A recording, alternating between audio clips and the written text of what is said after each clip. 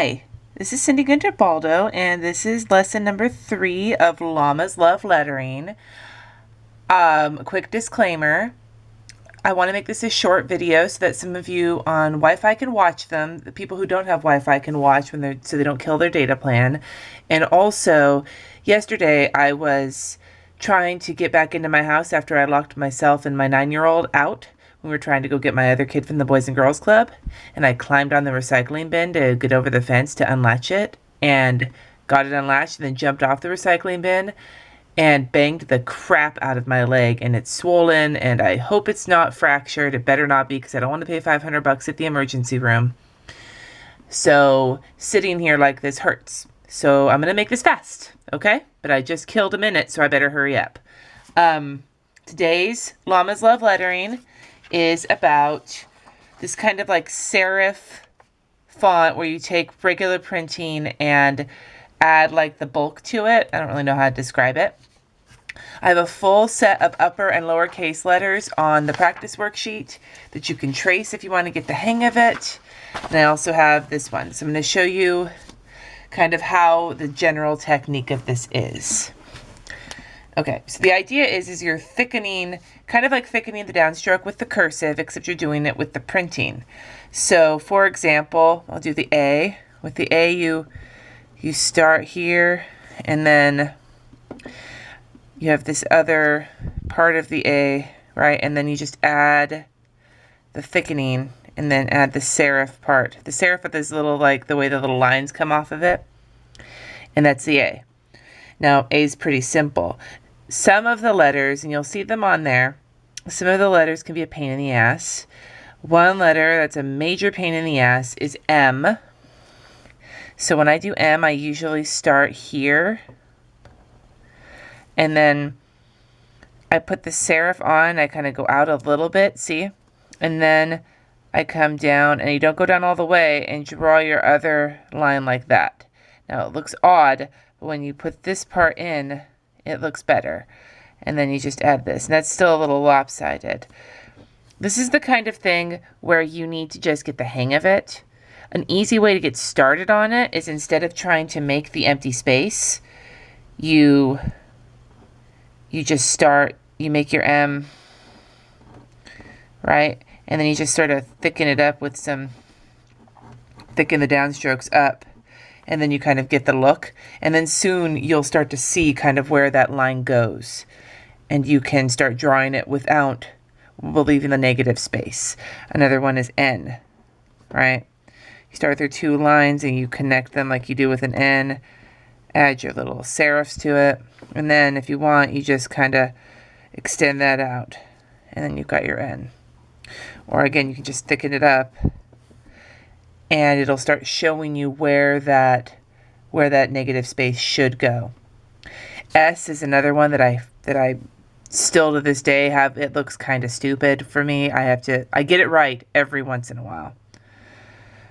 So you have to kind of remember that you're doing it when you make the S. You leave yourself like the extra kind of room to add that piece. If you just do an S like this, you kind of are stuck with whatever space you have. So you just, when you draw the S, it's not going to look like a regular S. If you did a regular S, you'd probably go some on this side and then some on this side to start thickening it up, and then you get used to that space. So an easy way to get started practicing this, if you're not just going to trace, is take a regular letter, like T, for example, and then add your little serifs on, and then thicken it up. You can thicken up the little things on the end there. And then you'll see that when you want to draw it out, that's what it will look like. It's just a practice thing. I also have you practicing your lowercase letters. It's the same concept. You just draw your letter, B, add your little serifs, and then go and thicken that downstroke and thicken that downstroke. It's just, remember with the cursive how I said kind of fatten it up, leave like that extra space so that you have room to thicken it? You do the same thing. Now with E, when I draw it, I leave that space there because I know I'm going to do that. But that can be a little hard to eyeball if you're not used to it. So just do it like this, make it regularly, and then just thicken it like that.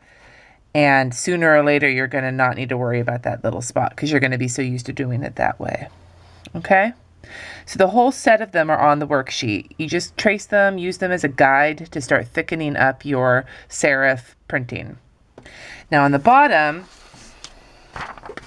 we have this part where I've got practice filling in. I just wanted to show you what you can do with this. Like this particular way of drawing, it looks cool, these letters, but what really makes it look cool is the effects that you can do with them because you have the space.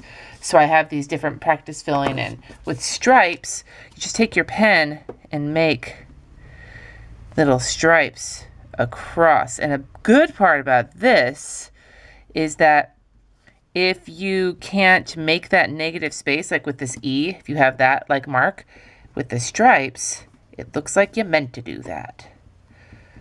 So that's stripes. You can go wavy, you can do whatever, like however you want to with like line effects. With shadow, this is something I like to do with markers. So you take a light color and you color, I'm going sloppy because I'm trying to go fast. You color in the negative space with your marker. And then you take a color that's the same kind of color but a little bit darker. And you pick a side. I usually do the right and the bottom. Usually right and the bottom, or you can go up, top, and left.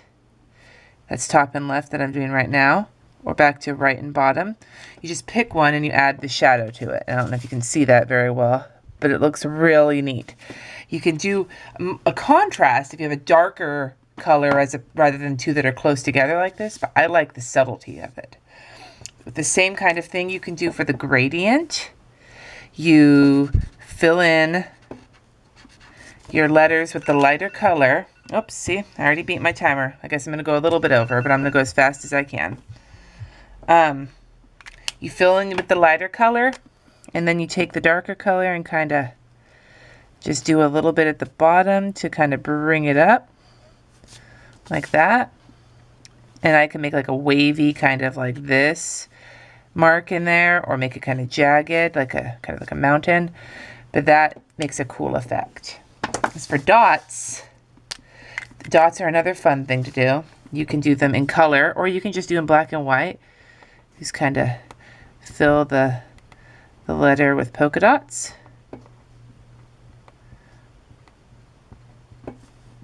Or you can do like cow, kind of like irregular shaped dots, or leopard print, whatever colors you want to use. And then with alternating, this is something I do a lot. You take the two similar colors, you just alternate letters. Whoops, and I do that too, where I sometimes miss. And that looks fine too. And I'm going sloppy because again, I'm going fast. We like alternate the colors and it creates a pretty cool effect. And the final thing I was going to say is drop shadow. If you want to fill in your letters instead of with black, or like instead of trying to draw the negative space, just do it by thickening like I was saying. You take a color and you add a shadow to it. Now, again, with the principle of the shadow is you just think about kind of where the light comes from.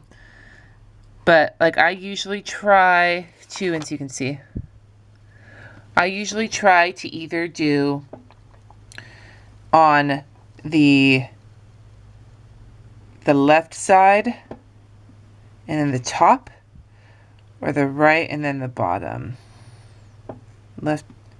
Left and top, or right and bottom. So this would be top left, top left, top left, or right bottom, right and bottom, or right and underside maybe is what I'm looking for. So you can kind of see the different ways to do drop shadow. The real important part when you do a drop shadow is just be consistent. Make sure that you do the same thing on every letter. That otherwise it just looks sloppy, like you didn't mean to. Okay, and then for the practice, I just showed some examples. Again, it was sloppy because I really don't feel like sitting up for this long. I did a bunch of ideas of mixing some of the stuff we've done before in the cursive and the different sizes of printing, you know, to try it. I do this in my planner a lot. You can see here, this is like last month, I have like here where I did the cursive, and then I did the negative space that I filled in with like I think I got a hold of some metallic markers that week and I really wanted to use them. Or here, art time. Here down at the bottom, geeky family time, I just scribbled. I scribbled you can see, like, I scribbled the letters full. So instead of filling them in neatly, I like just went like this, like that. I just scribbled them full. Anyway, there's all sorts of different effects that you can try. If you have any questions, please ask me. I know this was fast. I'm going to try and go into the same kind of effects on the next one that I do, where we're going to be doing some more negative space lettering. But for now, this is just kind of an introduction to it. And like I said, any questions, please ask me. It's all about thickening the downstrokes. It's my favorite thing to say. Anyway, have a wonderful day. Sorry I didn't do a lot of cussing, but my fucking leg hurts. Have a great day.